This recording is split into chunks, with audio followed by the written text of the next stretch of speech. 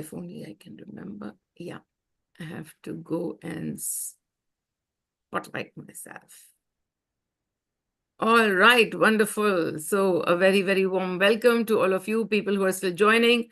Hutokshi and Niyati and Pooja and Amit and Ritika and Shubhra and everybody else who's just joining, a very, very warm welcome. So lots and lots of love to all of you. As we said, a happy Shiva Shakti Day to all of you as well. And here we go with the topic. So the topic that we've picked up for today, let's rework some words. Let's rework some words in our vocabulary. And why should we even bother to do that? Why? The vocabulary is there and so much of stuff happens. We don't know so many words. We just know a few words and we use them all the time.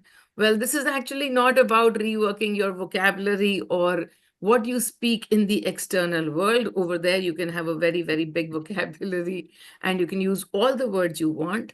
This is looking at the self-talk that we have mostly and the kind of things that we say to ourselves.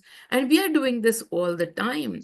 It's not that we are going to talk to ourselves only when there is empty space. No, in between conversations with others, in between everything that we are doing. Just a second. Somebody is on unmute. So let me see who wants to be on unmute. Hutokshi. Okay, Hutokshi is to be muted. And Pragati. Okay, we're all good. Wonderful. So this is not about looking outwards at the vocabulary, but the kind of conversations we have with ourselves. And again, this is very much a part one, because once you start to have these conversations of rewording your vocabulary, you are going to find additions and additions to it.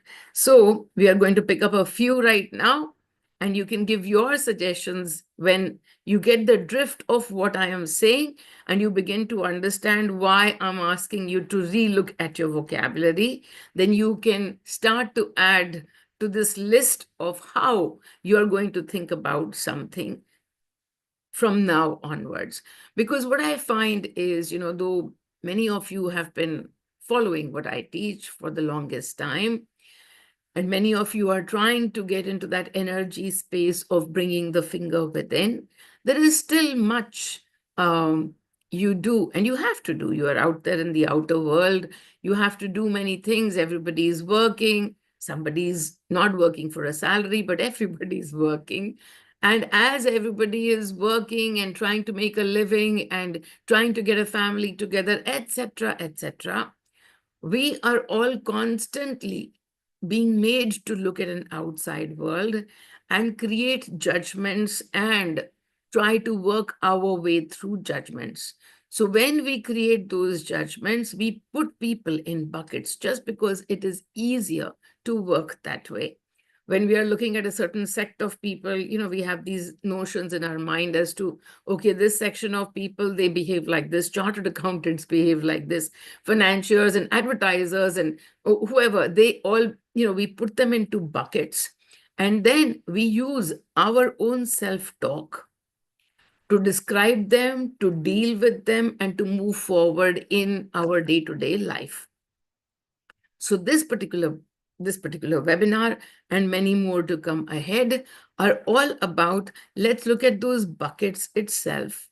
Sometimes they will be about people, sometimes they will be about words that you use on a daily basis. Mostly that's what we are picking up today.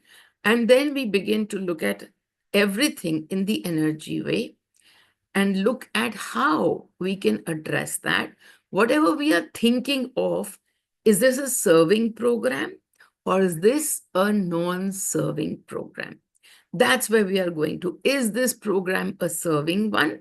Or is this belief of ours not serving us too well? Is it creating limits for us, or is it taking us towards limitlessness? A very good day to be doing this particular program, because people are out there wishing each other and to the one part of the sex as Happy Women's Day. And so When you think of being a woman, are you limiting yourself or are you unlimiting yourself? Each of you will know your own answer. You will know your own answer.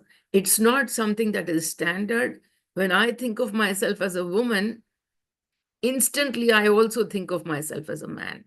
That's almost, a given. So I just laugh. Ki, haan, theek hai. Today, what is being honored is one half of me. And then tomorrow, what will be honored is another half of me. And so this program doesn't limit me of recognizing myself, of putting myself in a role of a woman. But many of you are out there and you will know who you are because you put yourself as a woman first. And then you look at the opposite side and you're like, oh my God, men are like this and men are like that. And women are like this and women are like that. And so the very buckets that we were talking about, you bring those buckets into play and you start bucketing not others, but your own properties, your own selves. And so to kick off this program, or rather to kick off this webinar, the first word that I would like to rework on is others. Others. And everybody, whoever has been around me for even 5 days, would have heard me say, there are no others. There are no others. There's only you and yourself and some reflections of yours out there. And yet, many times in a day, you look at people and you're still going by others. This one and that one, my daughter needs to be taken care of. My son needs to be dropped off to school. My office work needs to be done. My boss needs to be given a response to. And there are others all the time. So what am I saying when I say drop that word off from your vocabulary? Are you going to stop thinking of others? As I pointed out, this is all about self-work. The self-talk that we have, that's where we are looking to change. Of course, others are going to be around. There's a universe filled with Shivas out there. But when you look at them, are you able to pinpoint what is it that they are showing to you? What is it that they are reflecting back at you? The first response, when you look at someone as another, the first response might be anything. It can be anger, irritation, frustration, love, joy, masti, anything. But at the second instance, have you brought the finger to yourself to even identify that this person is reflecting my irritation back at me? This person is reflecting, and this is the fun one because we don't get there. This person is reflecting my joy back at me. This person is reflecting my love back at me. Not the love that they want to give me, but the love that I hold for myself. Why? Because there is nothing in this vocabulary of energies that says that there are others. So there are no others. And yet, while we talk to others, you're talking to someone other right now, or rather, you're listening to someone other right now. But even as you do this, to understand that this is also just a voice, the voice belongs to you, it's your reflection. Which part is it a reflection of? That you've given different roles to different people, and those are the roles that they play. Some will show you your divine self, some will show you your devil self. So which one are you able to bring back over here? So reworking the word others all the time. Everything that I teach, I remind you that the path is every day, the work is every day, our journey is every day, and looking within is definitely every day. Because when we can't look at ourselves fully, somebody will keep shining light on those parts of ourselves that we have not fully accepted. We haven't accepted, and somebody is going to shine the light on them. And then you will not like it. You will not like it because, oh, that person is treating me so badly. That person is doing things that I don't appreciate. The finger coming back within. That's the inner conversation. The talk might be, oh my God, this fellow is so mean, this fellow is so stupid, this fellow is so whatever the adjective you might want to use. The finger has to come back over here, and that's where the reworking is needed in the beginning, right at the beginning of this webinar. Okay, so then I wrote a few words down, and so I'm going to go to that group and I'm going to figure out what those words are, though I kind of remember. So one of the next words is should. Should. They should behave like this because, after all, I'm their mother or wife or daughter or sister. They should behave like this. I should behave in a certain way because this is what I want to be bringing out to others. By the way, this other words is going to be repeated over and over again because that's where all the pretenses are. And so I should be looking some way. I should be behaving some way. Should. Should is this particular law that you put down for yourself. Oh, and this is a conversation that I was having with one of you just very, very recently, a young kid. And she says, oh, I've been crying a lot. And I said, okay, so what is it that what you're feeling when you're crying? And she says, no, I don't like crying. I shouldn't be vulnerable in front of others. I should not be, or I should be. The word should tells you how a scenario should be in a perfect situation. But you know what? That is your perfection limited to the mind. What you think should be a perfect relationship. Oh, I got married to this guy. Now he should behave in a certain way with me. I got married to him. I have to behave in a certain way with him. I should be not doing this, not doing that. Whatever that should be, should not, is where I am putting your finger on. Whenever we put a rule down for ourselves, again, what is going to happen? We are only looking at half, only accepting half of ourselves. I should be dutiful towards my parents. You're only looking at half of you, which is the dutiful side. And the other half of you, which is completely the rogue side, which you are not willing to accept, which you are not willing to even acknowledge, that rogue side of yours is going to keep coming up wanting your acceptance because you are both. And so the should part, which is all about, oh, I should be honest. Well, the dishonest parts of you are going to keep coming up for your acceptance. It's not that you haven't been dishonest. It's just that you are not accepting of your dishonest parts because you are putting this line to yourselves, I should be honest. I should keep my house clean. Oh, the unclean parts of you are going to show up to you. And there is no way that you will avoid them. You will only hate them. You do not want to acknowledge them. You do not want to accept your unclean parts. And so what do? You try to move away from them. You try to reject them. You try to suppress them. Anything but acceptance. And so letting you know that whatever you are running from, that part of you is going to come again and again in front of you. It's going to shine the light on itself so that you can see it, because the path is not through rejection. The path is walking through that with acceptance. So whatever it is where you are saying, I should behave like this, I should be like this, I should do like this, they should do like this, they are my parents, how can they do this to me? They should be more loving. Well, everybody on the energy space now knows this. Nobody can be more loving or less loving to you. Going back to that first word which we were wanting to rework on, that word being others. There exists nobody.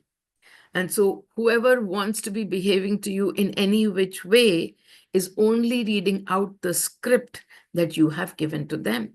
And so let's rework this word should. Whenever the word should itself comes up, no matter what the context is, take a look at what rules you are creating for yourself. Because the minute somebody creates a lock, the key is created. The minute somebody creates a rule, whether it's you or somebody else, then all the programs of breaking it are also going to come into play, because rules are limitations. And the one thing that we are going to talk about again and again is how we have programs and beliefs that take us towards limited selves. And so, whenever something comes up in the terms of should and others, take a look. Is this program freeing you, the one that you're holding? Or is it taking you into fear? Is it making you go into limits? Or is this truly freeing you? And so, should would be yet another word which you take a look at. By now, you kind of know so many different words that you might be encountering every single day. If you wish to put some suggestions out there, we can go with those suggestions as well and deal with some of them. I come to the third word that I had written, which is issue. I have this issue. Almost everyone comes to me with this line, almost everyone at the beginning. And that is how we are.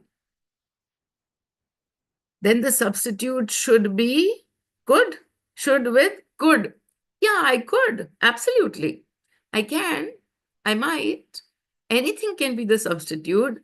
It's all about taking a look at the word should and seeing where it's taking you. There is no set rule on what the substitute should be. Can you see? There is no substitute on the word substitute as to what the substitute should be. It could be anything except that you have to look at what that other word is creating. When you say, I, I should be honest, well, to recognize that being honest and dishonest are both choices. You can be anything, but see which place. Never forget the energy work, right? This is all about energy work.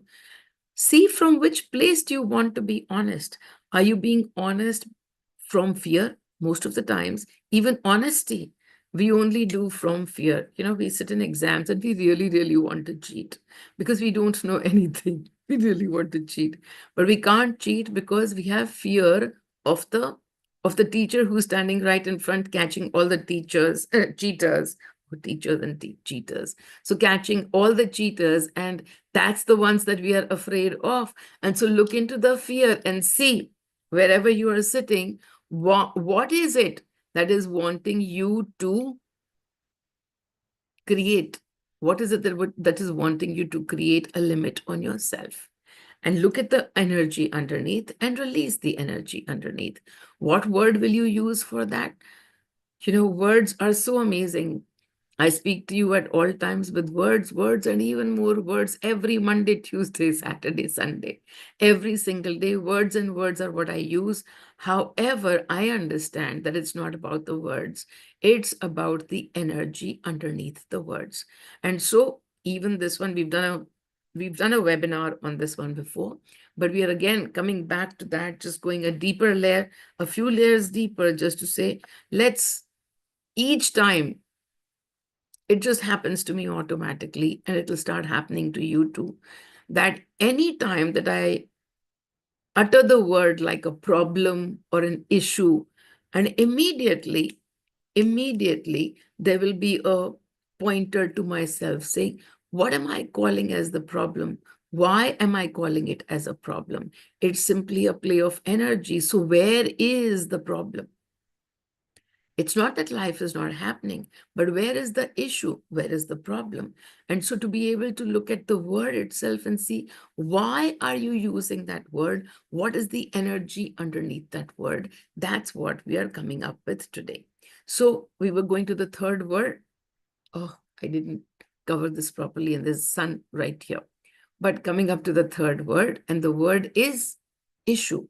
And almost all of you come to me with issues, and I can understand, well, that's your starting point. But by now, many of you have been with me for a few months, if not a few years.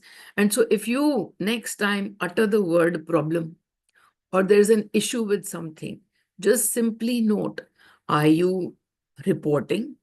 Because, there might be an issue with the computer and you're reporting, and that's fine. Or are you sitting with an issue with fear, worry, anxiety, lack in the background of it? I have a problem, I have an issue with my husband. Well, that's not just reporting, that's got a whole host of emotions underneath that reporting. And so that's exactly what we are pointing you out to. When you use the word problem, the problem, whether it is with you or with another, the problem is going to have many different layers of emotions underneath. And so the next time, if you come to this word issue, oh, I have this issue with my job, then take a look at it, because it's not the job, it's your energies. And this problem is not about solving the problem on the outside, it's simply being able to look at the energy that you hold with respect to the problem. As soon as you begin to release the energy, we know what's going to happen, right? Because when we are able to look at something as a problem, then it's a different energy. The solutions will come from fear, creating thereby more fear. The solutions will come from anxiety, worry, etc., creating more of the same. But when we start to look at already the energy underneath this word, so the whole purpose right now is that the next time these 4 or 5 words come to you, it'll happen in the next few days itself, in the week itself. You will start to notice that you do use these words all the time. You use the word others. You, of course, use the word problems and issues, and you will start to notice.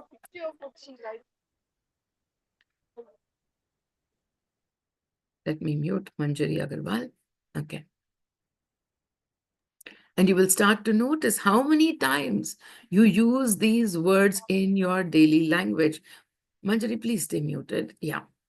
How many times in a week you use these words, and then as you become more aware of these, become aware of the energy and release it right there and then. Don't carry it with you. Just release the energy right there and then. And you will already find yourself shifting from a limited space to a more limitless space. You will already find your entire point of view, your entire way of looking at things shifting when you are able to focus on the usage of this word. And when I mean by focus, observe, catch yourself, and then look at the energy underneath the word and change it. And that's what we mean by being able to rework these words that are in our vocabulary. So yes, the word was a problem. No matter who you have a problem with, that's not what calling it as a problem is actually not the solution. Bringing the finger within, saying, what makes me think of this as a problem? I have a problem. My husband doesn't pay attention to me. That's my problem, that my husband is, not paying attention to me. Then please recognize that the minute you call him the problem, now the solution is expected from him. But when you start to look at it as what is creating, why are you calling this a problem? Why? Because I have expectations that the husband should be looking after me, that the husband should be behaving in a certain way. Should be, should be. Can you see how all of these words are tying together into creating the problems for you? The husband being the other, he should be behaving in a certain way. He's not doing that. So all the other words that we have covered already coming into play in this recognition, in this realization of how we call things as problems, and underneath those problems, it's simply our expectations. Our expectations. And so when we are able to look into the expectations of what results, what outcomes we are expecting, then those problems will start to melt as well. Stuck. Oh, yeah. Along with the word problem, we also use this word stuck. Happens to us all of the times, that so many times when we can't see the way out and we feel that we are stuck. So many people come to me with different words about it. Oh, I have this energy blockage. I'm not able to make money. I'm stuck. I'm not able to move past that relationship. I am stuck. Whenever you feel stuck, again, whether it's about a relationship or even it's your relationship with money, and then you are feeling stuck, the energy that you have put in over there, the energy is speaking to you as failure. The energy is speaking to you of disappointments. The energy is also speaking to you of desperation. Because when you are stuck, you feel desperate. You want to get out and you cannot. And those helpless, powerless, desperate frequencies are what you are experiencing when you are saying, I am stuck. And so the next time you come across this word stuck and you're saying this about yourself or about someone else, this is equally important that when we think that someone else is stuck and we want to help them because we are feeling so bad for them that they are stuck, then can you imagine whose frequencies of desperation, disappointment, failure, disillusionment, all of that, whose frequencies are actually being tuned into your own. Your own. When you look at them and they become tools for you, and you want to do something for them, but you're feeling so helpless because they're stuck, and yet they're not listening to you. Or maybe you are stuck and you don't know what to do. All of these frequencies belong to you only. The wonderful part about being able to observe is that whether it's happening to you or you think it's happening to someone else, the other, in both places, when you are aware, you can work on your energy. It doesn't need to happen to you in the body per se, because that other that you are looking at, the other that you are wishing to repair, reform, whatever it is that you're wishing to do, that other is a part of you only. And all of those emotions that you are experiencing, and even they are experiencing, that's you only. So if you use the word stuck for yourself or for any other, look at why do you feel you are stuck? Why do you feel they are stuck? And all of these energies that I just mentioned, the helplessness, the disappointment, disillusionment, everything, all about energy. With your relationships, relationships with the body, relationships with money, relationships with others, they are all pointing towards energies of helplessness if you are using the word stuck. So take a look. I'm stuck at the job. I'm just feeling so stuck at my job. There is no promotion. Again, the feeling of helplessness. I cannot leave this because I need the job and I cannot go someplace else, but nothing is happening at the job and I'm feeling so stuck. And again, it's your energy of helplessness, your energy of disappointments, disillusionment that is bringing you to this word. And so the work is just simply to be able to observe these frequencies, allow them to release. Allow them to release again when you notice the word stuck. Yes? So far with me? And a word that we use all the time, well, at least when people come to me and I catch them all the time, I do not let them use that word. But yes, it comes for a mention over here. And the word is negative. Negative. When people come to me, they're mostly talking about negative energies and their understanding of, oh, I wish to be in positive energy and I need to get this positive energy from you. I understand what you are saying. You want to be in the frequencies of joy and masti and love and happiness. And these are what you call as positive traits. And then there are all of these negative traits that you are not so happy with.